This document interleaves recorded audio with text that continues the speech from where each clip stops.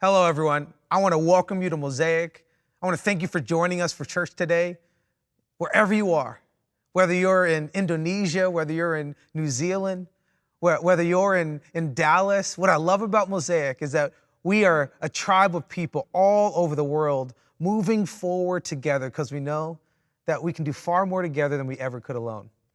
If we haven't met yet, my name is Joe Smith, and I'm one of our pastors here at Mosaic. And these last couple weeks, we've been journeying through the scriptures together and having conversations that I feel like are so important for what we're going through in the world right now. And I really believe that today, for a lot of us, can be exactly the conversation that God has been trying to have with us, that if we will be open to what he has to say, it could change everything in our lives. See, I've just been wrestling recently with this idea of what it looks like to be chosen by God. When you think about that, even verbiage of that there's a God who would choose us to be in relationship with, there's a God who would choose us to do things bigger than ourselves, that there's this choosing that happens when we are in relationship to God that is maybe one of the most important choices you can ever make in your life. And for me, a lot of this conversation is wrapped around sports. And I grew up playing sports, and there were seasons in my life where I was really good, and there were seasons in my life where I was not very good. But what is common in all of it is that when you play sports, you just desperately want to be chosen. You want to be seen. You want to be on that team that you know is going to win, and it doesn't always work out that way. And I remember even recently, we were playing flag football as a group of friends, and it came that time where the captains were choosing teams, and they started picking players, and they picked one person, and then another person, and then another, and all these people getting chosen, and I'm just thinking, like, I don't think I have an injury. I don't know why I'm not being picked, and everyone's being chosen, and then finally they get to me a little bit later than I would have thought, and my first thought was even like, I can't even get like a pastor, like sympathy vote. I thought maybe I could pull that in, but no, not even that. And I'm looking at other people going, why did you choose them but not me? And it just took me back to all these moments in my life when I feel like there was something inside of me that wanted to erupt. There was something inside of me that was desperately waiting to be unleashed. And I thought that I had to be first chosen. But later in life, I've begun to realize more and more that it's far more important that you choose yourself than you wait for someone else to choose you. And there's this passage in the scriptures that it highlights one of the most powerful leaders and people that we've ever come across. And we know him as someone who later would have one of the most profound moments in all the scriptures when he slays this giant named Goliath.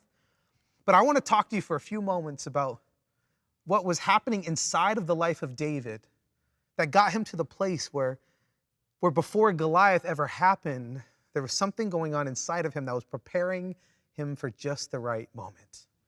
See, in 1 Samuel chapter 16, starting in verse 4, it says this: Samuel did what the Lord said. When he arrived at Bethlehem, the elders of the town trembled when they met him. They asked, "Do you come in peace?" Samuel replied, "Yes, in peace I have come to sacrifice to the Lord.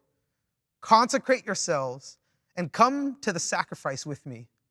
Then he consecrated Jesse and his sons and invited them to the sacrifice. And when they arrived, Samuel saw Eliab and thought, "Surely the Lord's anointed stands here before the Lord." But the Lord said to Samuel, "Do not consider his appearance or his height, for I have rejected him." The Lord does not look at the things people look at. People look at the outward appearance, but the Lord looks at the heart. And then Jesse called Abinadab and had him pass in front of Samuel. But Samuel said, "The Lord has not chosen this one either." And Jesse then had Shammah pass by. But Samuel said, "Nor has the Lord chosen this one." And Jesse had 7 of his sons pass before Samuel. But Samuel said to him, "The Lord has not chosen these." And so he asked Jesse, "Are these all the sons you have?" "There is still the youngest," Jesse answered. "He is tending the sheep." And Samuel said, "Send for him. We will not sit down until he arrives." And so he sent for him, and he had him brought in, and he was glowing with health and had a fine appearance and handsome features. And then the Lord said, rise and anoint him. This is the one. And so Samuel took the horn of oil and anointed him in the presence of his brothers. And from that day on, the Spirit of the Lord came powerfully upon David. And Samuel then went to Ramah. See, here in the life of David, you get access into what God looks for in the heart of a man and a woman that he will use in a profound way. See, we enter into David's story where it says that Samuel had been told by God that I'm going to anoint a new king. That Saul, who was king before, is no longer going to be a part of my future, and I'm looking for a new king. And so he said, Jesse, one of his sons, will be the new king. And so Samuel goes and he has this moment with Jesse, where Jesse brings all of his sons out, and he looks one after another, and he says, no, no, no, and goes through all the sons that Jesse presents. And he says, do you have any more sons? Because I know that God sent me here, and he said, one of your sons will be king, but I don't understand. It's none of them. And then Jesse says, well, there is the little one. There is the runt. There's one translation where it literally calls David a runt. That's how he was viewed by his family. That's how he was viewed by those around him, that they did not see anything in him that would think that God could use him. But that's what I love about God, that God does not look for what we look for. He actually looks to the core of a human being, and he sees the best parts of what makes us human that look like him. And in that moment, Jesse brings David, who is tending his sheep, who is caring for the flock. And then it's in that moment, God tells Samuel, oh, it's him. It's David. And you can see and sense not just the shock in Jesse's eyes, or not just the shock in his brother's eye, but you can sense the shock in David's eyes, as if he was saying, finally someone sees me. See, there's going to be so many moments in your life when you're desperately going to want to be in a position to be used by God. There's going to be so many moments in your life, and you're going to feel like there's something inside of you that God has placed in you that in the right context will allow you to move forward with strength and courage. And you're going to wonder, are you ever going to be seen? Are you ever going to be chosen? But what I'm here to tell you is that God has already chosen you. Now it's time for you to choose yourself. See, there's so many times in my life when I've looked at outside sources to validate a narrative that God has already placed inside of me. See, you have all that you need to make an impact in the world. You have all that you need to be exactly in the place that God is going to leverage your future in a powerful way. All you need to do is to do what David did, and it's to take on this posture where you understand that the internal work that God has called you to is far more important than the external work. See, I know that there's something God has called you to do, that I know that there's something in your life that you have been chosen for. But I also know that there's going to be moments in your life when you feel overlooked, when you feel forgotten, when you're going to feel like David, when you're not even invited to the party. See, and if we're going to talk about what it looks like to be one of the chosen ones, where you step into these moments where you know that God has positioned you for just the right time. The first thing that you need to do, and that when you're in that place, when you feel overlooked, when you feel forgotten, is you just got to be faithful with what you've been given. See, faithfulness is this thing that God has called us all to do. See, there's things in your life and my life that we have to be faithful over. There's responsibilities that we've been entrusted with, and we'll never be given something more to do if we first haven't honored the thing that was given right in front of us. And before David is ever anointed king, he takes on the responsibility of shepherd. See, when everybody else is paraded in front of Samuel, and it's as if this is their moment to shine, David was off in the field doing what he was called to do. He was being a servant. He was being faithful to what he had been given. And I think far too often We look at God and we look at the world around us and we think people are holding out on us because there's other people that hold more responsibility than we do. We don't realize that we first have not been responsible with what we have been entrusted with, and that's the thing right in front of you. See, it's that thing that when no one else is looking, when no one else is in the room, when you bring your best self, not because of the spotlight, but because you know there's a light inside of you, this light of character that when you work on it, it's as if you bring the light to the room rather than you looking for light to come to you. See, David was living out this reality that when we live a life of faithfulness, it will bring us into rooms that we have no business being in. See, David was just a shepherd.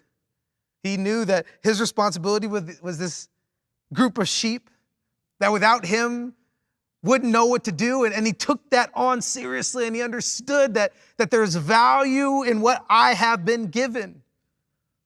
And he didn't look for other responsibility. He looked at what was already his responsibility, and he handled it with integrity, and he handled it with excellence. And he was determined to be the best shepherd that there was.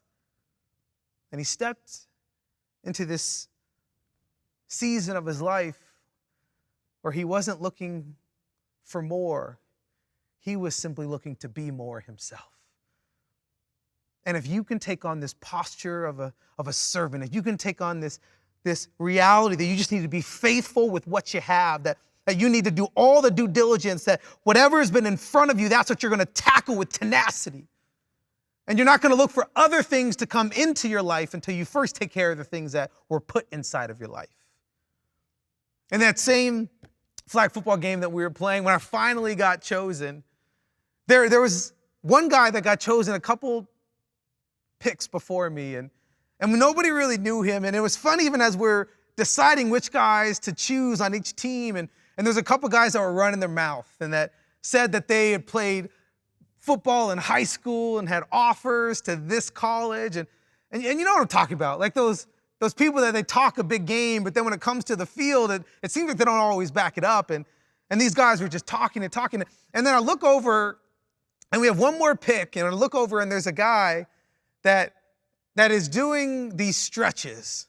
And he's doing things with his body that no like grown man should really be able to do. And he's being flexible. And I'm like, how can you do that? And he's just off by himself, and he's stretching, and he's working, he's running, he's doing all this stuff, and nobody has picked him. And I looked at our guy, our captain, I said, him. Pick him. And he said, well, nobody knows him. I said, I know, but look at it. He is preparing as if he's about to do some work. And we picked this guy who has now become a friend named Kyle. And when I tell you Kyle had the game of his life, I'm telling you, Kyle was born to play football. And in that flag football game, he must have had 6 touchdowns and 3 interceptions. And he was the MVP. And all the guys who were talking and yapping were quiet by the end of the game because Kyle had shown up. And when I remember that moment, I'm remembering the power of what it looks like to do all the work ahead of time. I'm reminded of that moment of what it looks like when you understand that preparation, that you understand that your commitment to being faithful is exactly the material that God will use when it's your time to shine. See, I think so many of us, we simply want to be chosen, we want to be picked so that we're in the room for other people to see, but we don't actually want to do the hard work to actually develop the craft so that when we're in the room, we'll actually have something to bring. See, my friend Kyle has not taught me anything. He's taught me that it's what you do when no one's looking that will be the very material that God will use to make a difference in the world when everyone is looking. And this is the life of someone who chooses the life of faithfulness. See, this is the stewardship of character. See, what David knew is that he had no idea when God would call him. He had no idea when he would be chosen. All he knew is that what was in his power, what he had been entrusted with, was these sheep. What he had been entrusted with was this responsibility that when no one else was looking, when no one knew what was happening, I get a sneaky sense that it was the best of David that showed up. And it was the best of David that elevated. And it was the best of David that revealed himself in those moments when he could have ran away, those moments when he could have chosen less, but he understood that it's who I am in this moment that's going to determine who I am in the next moment.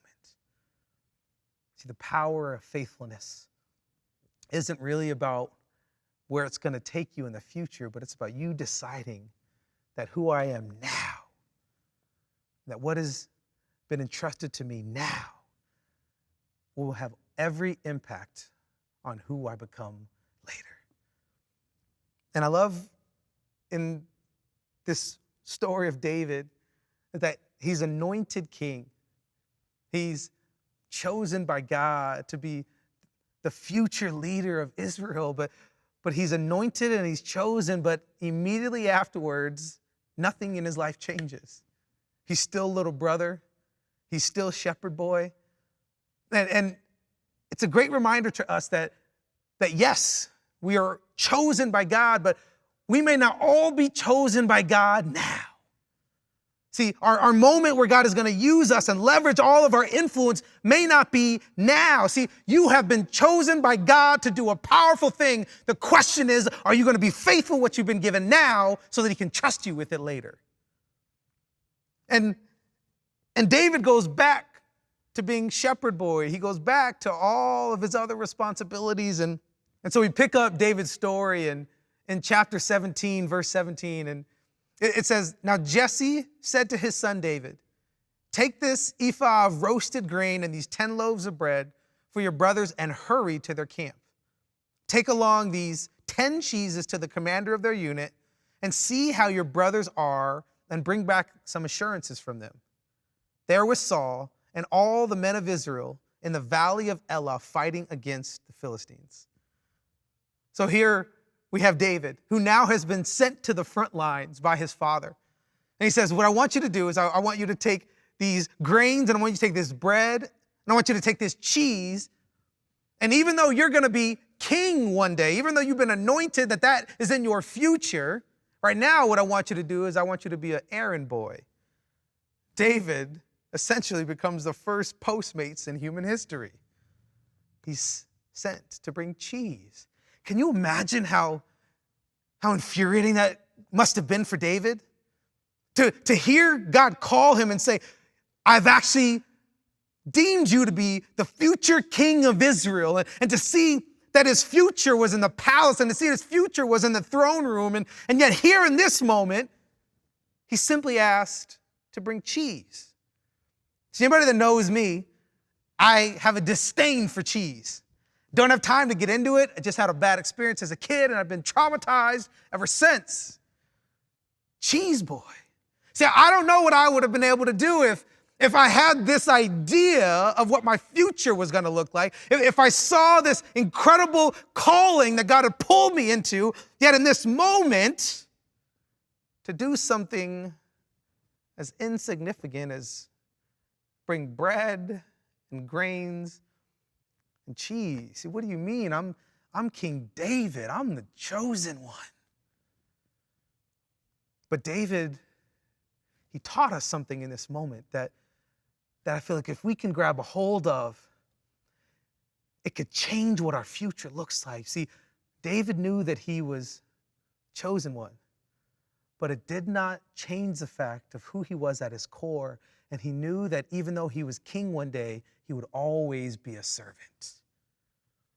See, your title should never be more important than what your stewardship is.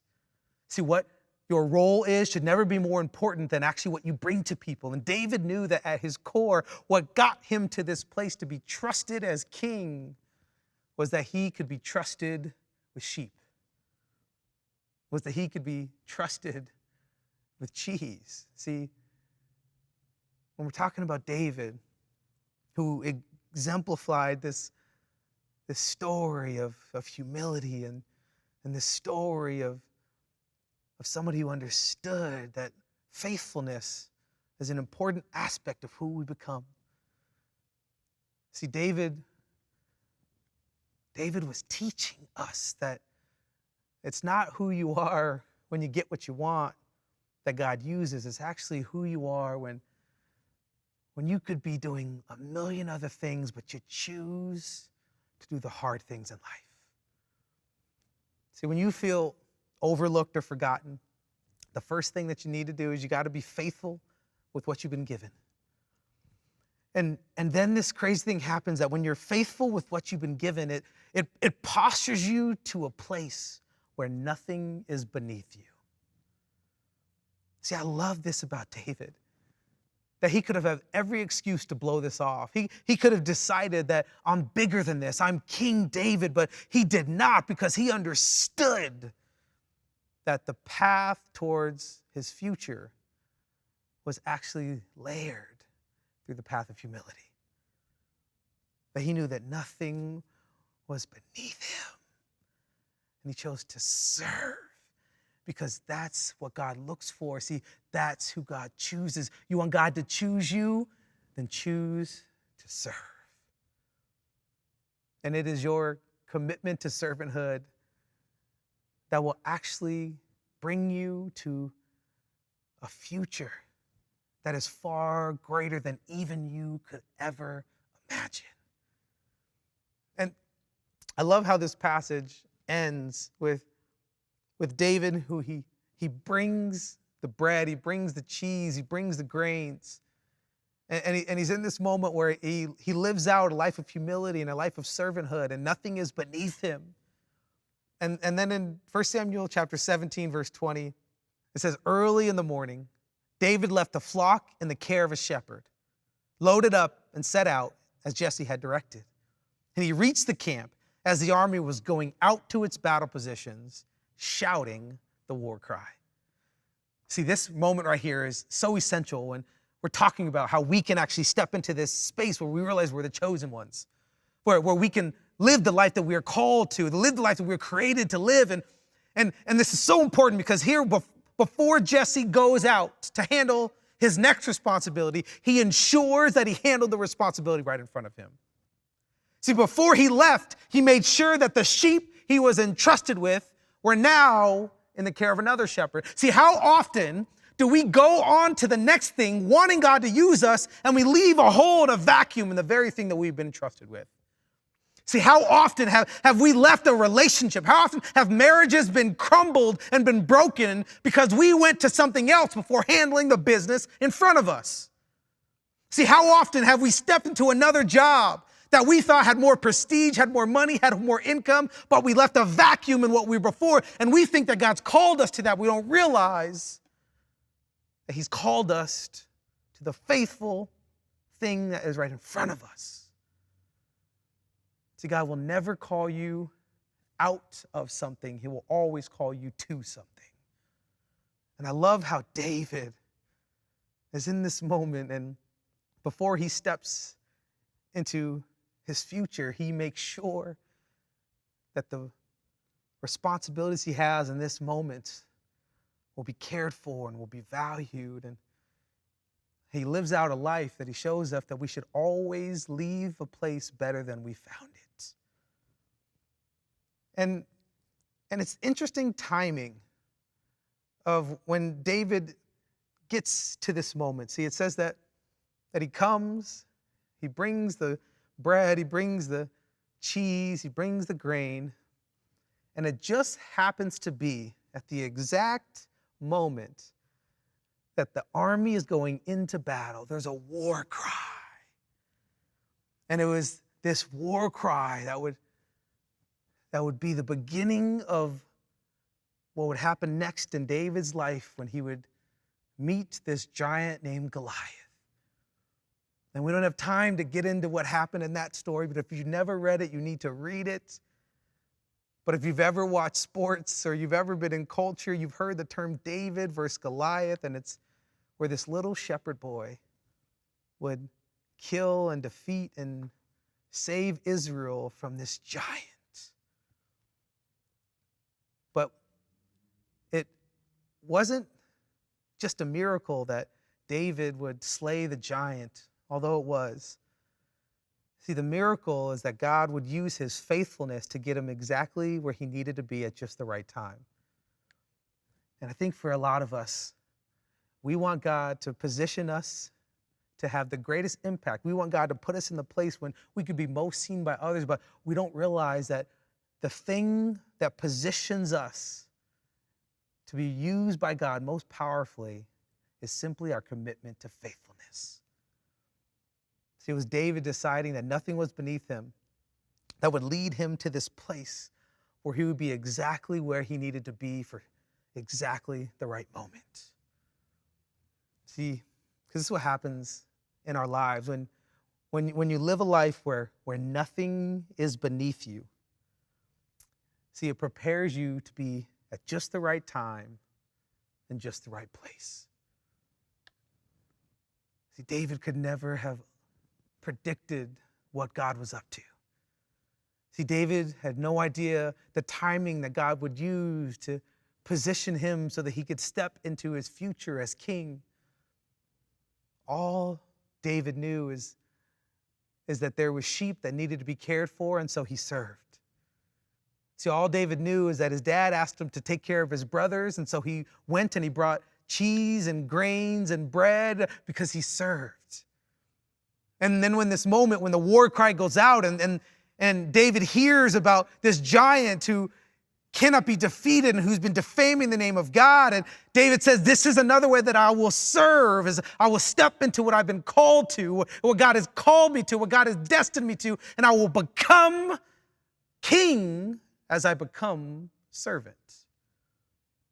See, the path towards your greatest future will always be paved by your service. It'll always be in this place where you're finally ready to step into what you've been faithful with, to step into how God has positioned you, that finally, when your faithfulness and when your humility and when your servanthood, it's like this perfect storm where you don't do it for what you can get, but you do it because it's what you can give. It's in that moment when you realize that God has positioned you for just the right moment. A few years ago, we were living in an apartment in Hollywood, and I was at work, and I got a call from our nanny who watches our kids, and she's just screaming, saying, come home, somebody broke in. And I'm trying to get the details and freaking out, going, what do you mean? And she tells me that a homeless guy had come and he had found our spare key, and he opened the door with it, and he walks in with all these bags, and she confronts him and is just screaming, get out.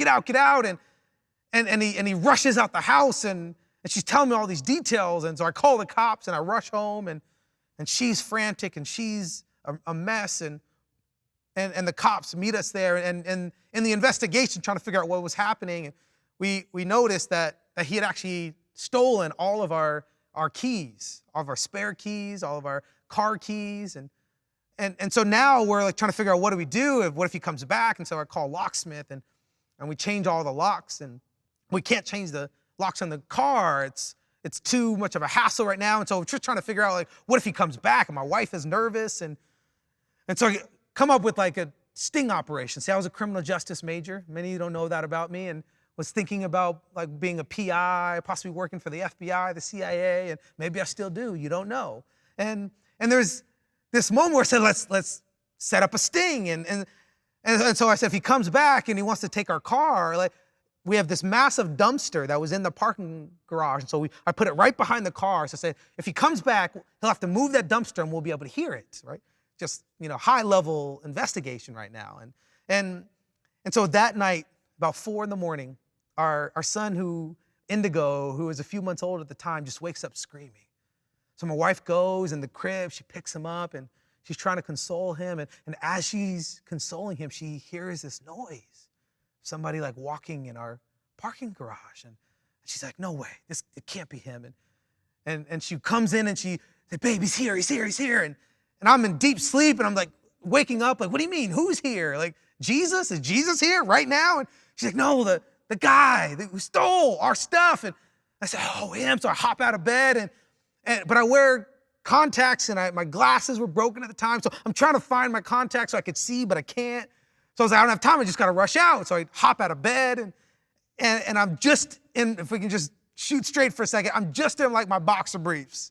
And I just rush out the house and at the same time I'm rushing out the house is we have our roommate who is living with us, John Thomas, who if you joined us last week, I talked about John Thomas and he's like my little brother. And so he's living with us at the time. And so it's me and him and he's looking at me kind of like, why don't you have clothes on? I'm like, I ain't got time to explain. Let's just go get the guy. So we rush down the stairs and lo and behold, this guy has opened our car door. He's moved the dumpster. And that's how we knew, because we heard that dumpster roll, right? Investigation worked, the sting operation worked. And then we're out there, and my first line, I wish it was something else. My first line, I just yelled, give me back my keys. The most terrifying statement. It wasn't like, hey, let's fight. It wasn't what's your problem. It was just a very methodical, can I have my keys back, please?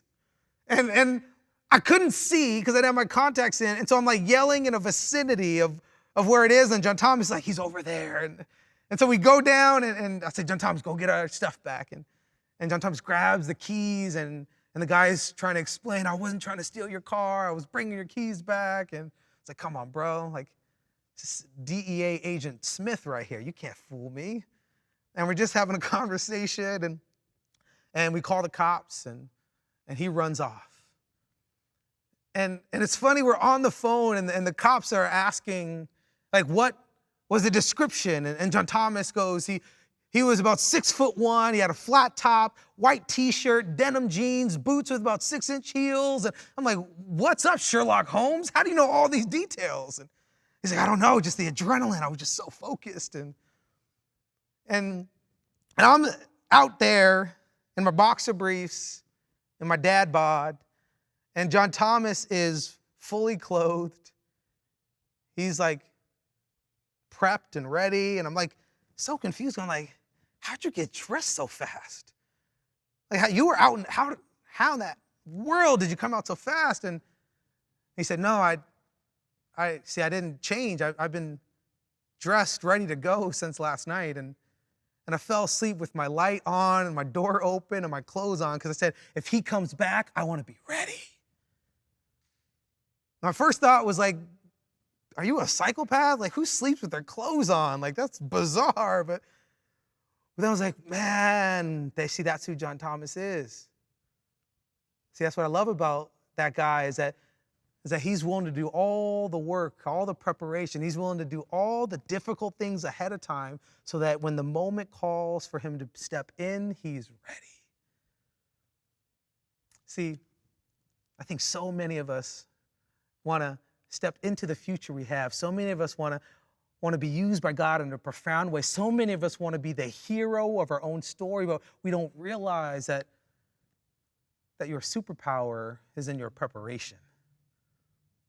So you don't realize that what gets you ready for the moment, what prepares you to be most used by God, what prepares you to be most chosen by God, is all the work that you did before the moment that's going to determine if you're ready when the moment comes. And I love this about the story of David. See, what gave David the credibility to be able to slay Goliath was all the work that he had done when he was in the field with the sheep.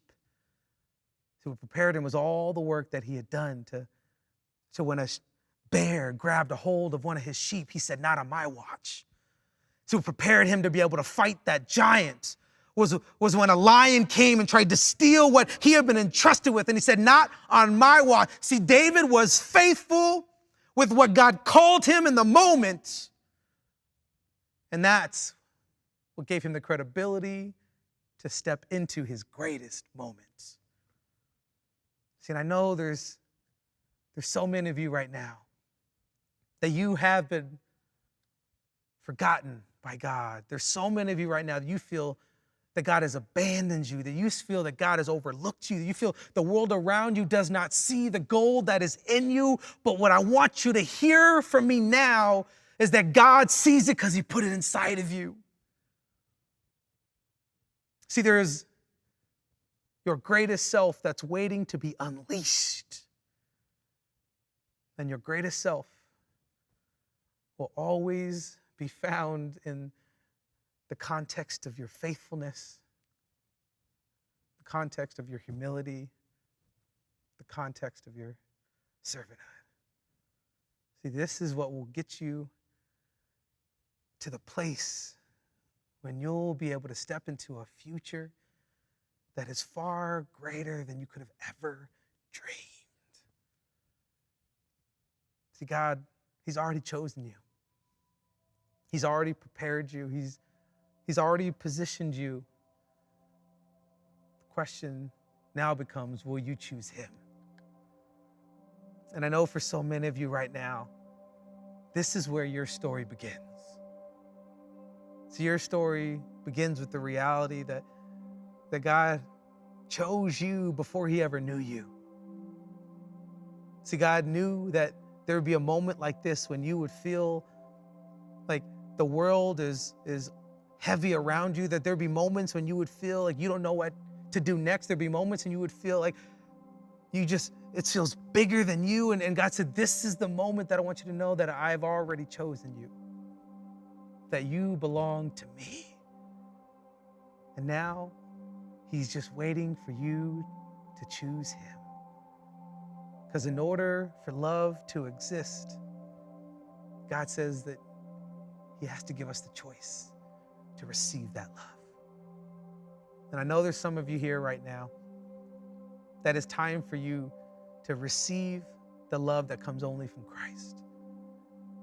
That 2,000 years ago, when he went to the cross, he allowed himself to be brutally beaten, and he allowed himself to be crucified on that cross. He allowed himself to be killed because he wanted you to know that he'll always choose you.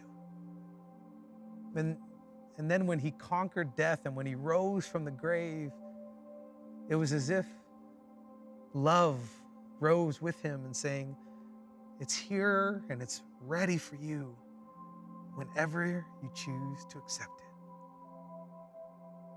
And I know for a lot of you right now, you've been waiting for a moment like this when you can finally receive that love that comes from God through the person of Jesus. We can let his love wash over you, where you can receive all of that love. And you simply say, I choose you. So if you're here right now and you're ready to receive the love of Christ, then I just want you to pray this prayer with me. It's simple. Just say, Jesus, I give you my life. That's it. And when you say, Jesus, I give you my life, it's you telling God that in the same way that you chose me, I choose you.